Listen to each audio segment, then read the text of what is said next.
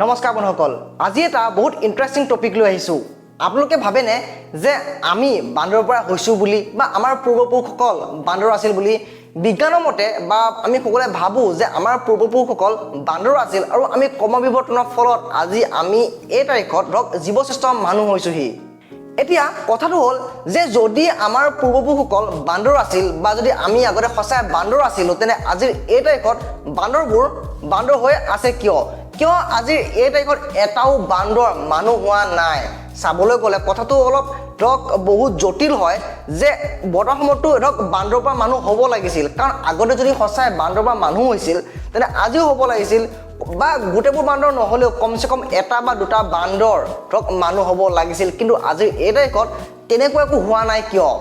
এতিয়া আজি আমাৰ এই ভিডিঅ'টোত আমি আলোচনা কৰিম যে বান্দৰৰ পৰা মানুহ কেনেকৈ হ'ল আৰু আজিৰ এই তাৰিখত বান্দৰবোৰ বান্দৰ হৈ আছে কিয় আজিৰ এই তাৰিখত এটাও বান্দৰ মানুহ হোৱা নাই আদি সকলোবোৰ কথাৰ বিষয়ে আজি আমাৰ এই ভিডিঅ'টোত আমি আলোচনা কৰিম গতিকে আহক আজি কিছু নতুন কথা শিকো আৰু ভিডিঅ'টো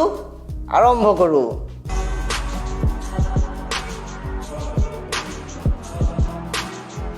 বান্দৰৰ পৰা মানুহ হোৱা কথাটো পোন প্ৰথমবাৰৰ বাবে কৈছিলে কোনে বাৰু এই কথাটো কৈছিলে চাৰ্লছ ডাৰউইনে তেওঁৰ অৰিজিন অফ স্পেচিছ নামৰ এখন কিতাপত বান্দৰৰ পৰা মানুহ হোৱা কথাটো তেওঁ পোন প্ৰথমবাৰৰ বাবে গোটেই বিশ্বৰ আগত দাঙি ধৰিছিল কিন্তু তেওঁ এইটো কথা কেতিয়াও কোৱা নাছিল যে বান্দৰৰ পৰা মানুহ চিধাই হৈছে বুলি এইটো কথা সঁচা যে বান্দৰ চিম্পাঞ্জী প্ৰাইমেট বা গৰিলা আদি সকলোবোৰ ধৰক বেলেগ বেলেগ প্ৰজাতিৰ প্ৰাণী হয় আমি যদি আমাৰ ডিএনএ বান্দৰৰ সৈতে মেচ কৰাও তেনে প্ৰায় 93% ডিএনএ বান্দৰৰ সৈতে আমাৰ ডিএনএ লগত মেচ কৰিব আৰু আমি যদি আমাৰ ডিএনএ ধৰক চিম্পাঞ্জীৰ সৈতে মেচ কৰাও তেনে প্ৰায় 99% হয় প্ৰায় 99% ডিএনএ মেচ কৰিব এতিয়া আপোনালোকে ভাবিব পাৰে যে হয়তো আগতে আমাৰ পূৰ্বপুৰুষসকল বান্দৰ নাছিল তেওঁলোকে চাগে ধৰক চিম্পাঞ্জী আছিল কিন্তু এইটো কথা সম্পূৰ্ণ সঁচা নহয় নাহি আমি বান্দৰৰ পৰা আহিছো আৰু নাহি আমি চিম্পাঞ্জীৰ পৰা আহিছো বিৱৰ্তনৰ যিটো নেকি সম্পৰ্ক এই বান্দৰ আৰু চিম্পাঞ্জীৰ লগত এই সম্পৰ্কটো বহুত দূৰৰ হয় এতিয়া আপুনি ভাবিব পাৰে যে বান্দৰৰ লগত 93% আৰু চিম্পাঞ্জীৰ লগত 99% মেচ হোৱাৰ পিছতো আমাৰ পূৰ্বপুৰুষসকল ধৰক বান্দৰ বা চিম্পাঞ্জী নাছিল কিয় এতিয়া এই বহুত জটিল প্ৰশ্নটোৰ উত্তৰটো মই আপোনালোকক অতি সহজ আৰু সৰু এক্সাম্পল এটা দি ধৰক বুজাবলৈ চেষ্টা কৰিম আপোনালোকে যদি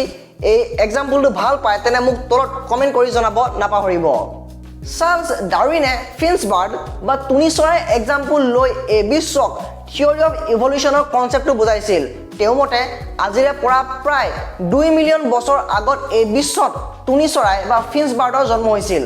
আৰম্ভণিতে এই টুনি চৰাইৰ প্ৰজাতি আছিল এটাই আৰু ইহঁতক সাধাৰণতে এটা জেগাতে পোৱা গৈছিল কিন্তু সময় বঢ়াৰ লগে লগে ইহঁতৰ সংখ্যাও বাঢ়িব ধৰে আৰু সংখ্যা বঢ়াল মানে কি হ'ল সিহঁতৰ এইটো হ'ল যে সিহঁতৰ খাদ্য নাটনি হ'ব ধৰে এনে ক্ষেত্ৰত এই টুনি চৰাইবোৰ ধৰক বেলেগ দ্বীপলৈ বা বেলেগ ঠাইলৈ গুচি যোৱাৰ বাহিৰে সিহঁতৰ হাতত বেলেগ কোনো ধৰক উপায় নাছিল গতিকে এই চৰাইখিনি তিনিটা ভাগত বিভক্ত হ'ল এটা গ্ৰুপ গ'ল ধৰক এ নামৰ ঠাইলৈ আৰু এটা গ্ৰুপ গ'ল ধৰক বি নামৰ ঠাইলৈ আৰু যিটো গ্ৰুপ থাকি গ'ল বা সেই গ্ৰুপটো সদায় নিজৰ জন্মস্থান বা ধৰক সেই চি নামৰ ঠাইখনত নিজৰ জন্মস্থানত সিহঁত সদায় ৰখি গ'ল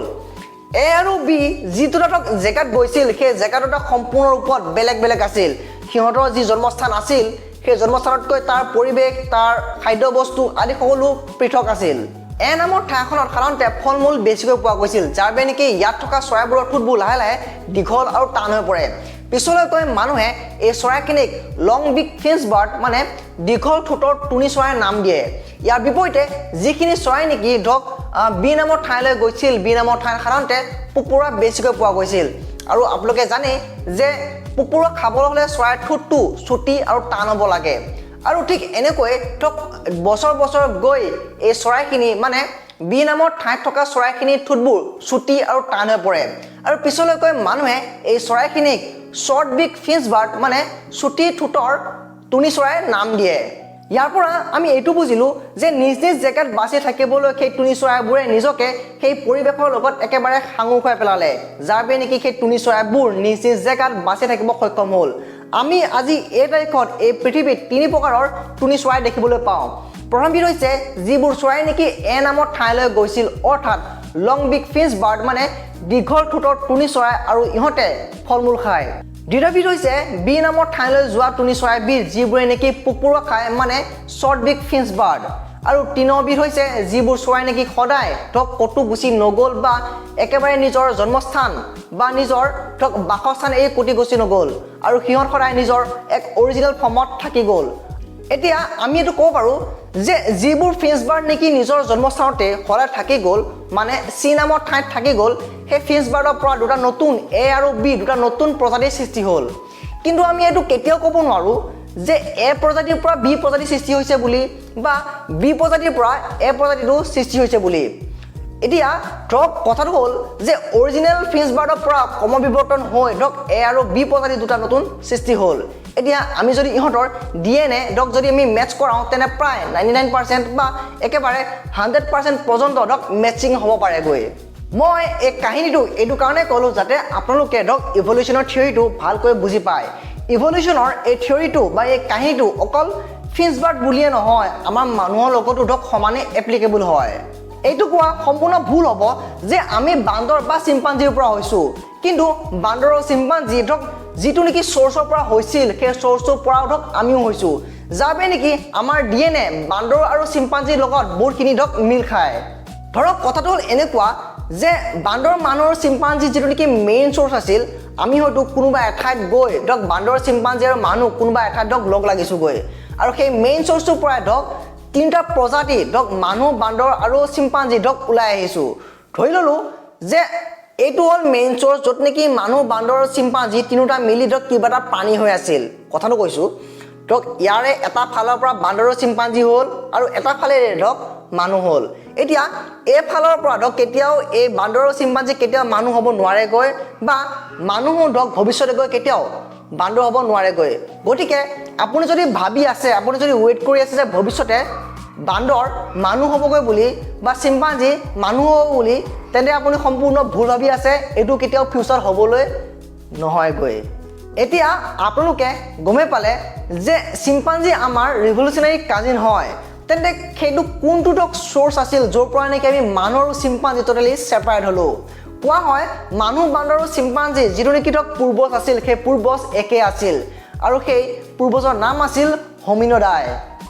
এই প্ৰজাতিটো নাহি মানুহ আছিল আৰু নাহি ইহঁত বান্দৰ আছিল এই প্ৰজাতিটোৰ হাতকেইখন বহুত দীঘল দীঘল আছিল ইহঁত বহুত সময় গছত থকাৰ উপৰিও মাটি থাকিব পাৰিছিল ইহঁতৰ পৰা পিছত দুটা নতুন প্ৰজাতি ওলাল এটা হৈছে হোমিনিডাই আৰু ছেকেণ্ডটো হৈছে হাইলোপেডিডাই হাইলোপেডিডৰ পৰা গিবন হ'ল যি নেকি আমি আজিও দেখি থাকোঁ আৰু হোমিনিডাইৰ পৰা দুটা নতুন ডিভিজন হ'ল হোমিনিনাই আৰু পংগিনাই পংগিনাইৰ পৰা হ'ল পংগো যি নেকি আজিও বান্দৰ নিচিনা দেখে আৰু হোমিনিডাইৰ পৰা হ'ল হোমনিনি আৰু কলনি নামৰ দুটা নতুন ডিভিজন কলনিনিৰ পৰা হ'ল গৰিলা যি নেকি আজিও পৃথিৱীত আছে আৰু ইহঁতৰ ধৰক আজিলৈকে ধৰক কোনো ইহঁতৰ বিকাশ নহ'ল হোমনিনিৰ পৰা উৎপন্ন হ'ল হোম'ছেপিয়েন্স আৰু পেনপেনিস্কাছ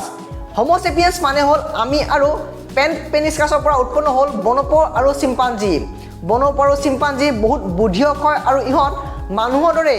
ধৰক মানুহৰ দৰে হাত আছে ভৰি আছে বা ইহঁতে মানুহৰ দৰে খোজকাঢ়িব আৰু ইহঁত গছত থাকিব পাৰে ইভলিউশ্যনৰ এই কথাটোৰ পৰা আমি এইটো কথা জানিব পাৰিলোঁ যে বান্দৰ চিম্পাঞ্জি গৰিলা বন'প' পংগ বা মানুহ আদি সকলোবোৰৰে ধৰক পূৰ্বপুৰুষ আছিল একেজনেই আৰু সেইজন আছিল হোমিনিডাই যাৰ বাবে নেকি ধৰক মানুহৰ DNA চিম্পাঞ্জি আৰু বান্দৰৰ সৈতে বহুতখিনিয়ে মিল খায় আৰু আপুনি যদি সোধে যে ভৱিষ্যতে বান্দৰবোৰ মানুহ কিয় নহয় বা চিম্পাঞ্জিবোৰ কিয় মানুহ নহয়গৈ বুলি তেনে তাৰ উত্তৰটো হ'ব যে ইভলিউশ্যন তেতিয়াহে হয় যেতিয়া নেকি ইহঁতৰ প্ৰয়োজন হয় মনত ৰাখিব যে ফিঞ্চ বাৰ্ডৰ তেতিয়াহে ইভলিউশ্যন হৈছিল যেতিয়া নেকি সিহঁতৰ খোৱা বস্তুৰ নাটনি হৈছিল মানুহ তেতিয়াহে বিকাশ হৈছিল যেতিয়া নেকি মানুহ গছৰ পৰা নামি মাটিত আহি ধৰক খোৱা বস্তু বিচাৰিবলৈ আৰম্ভ কৰিছিল আৰু সেই সময়ত বান্দৰ বা চিম্পাঞ্জিবোৰ গছত থাকি গছৰ ফল মূল খাই আৰামত জীৱন নিৰ্বাহ কৰিছিল যেতিয়া নেকি বান্দৰ চিম্পাঞ্জি গৰিলা আদিবোৰে গছৰ ওপৰত থাকি গছৰ ফল মূল খাই নিজৰ জীৱনটো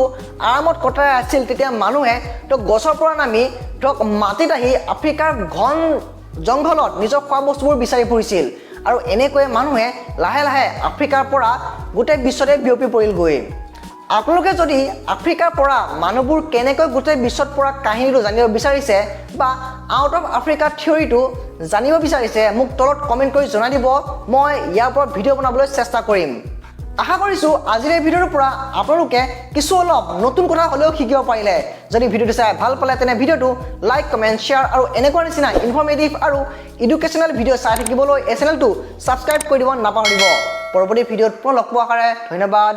জয় আই অসম